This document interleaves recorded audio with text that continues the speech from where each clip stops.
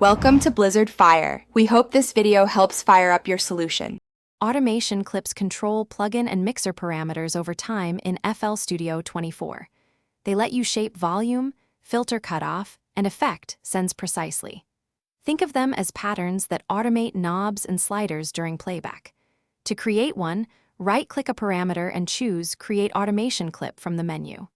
The clip appears in the playlist as a lane with a line and points. You can move it like any pattern and place it across bars or the entire arrangement. Use the Draw or Paint tool to add points and shape curves on the clip.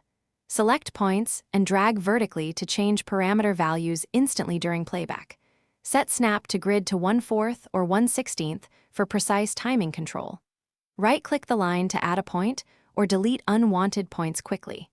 Use tension handles on segments to create smooth ramps or sharp clicks where you need them. Hold Shift while dragging to ignore snap and make micro adjustments.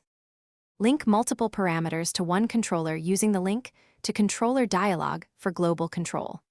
Use the LFO and formula controllers to generate repeating automation shapes without drawing every point.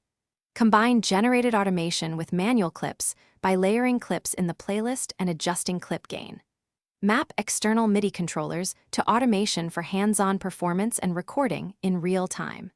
When you need fixed results, route the track to a mixer channel and choose Render to W.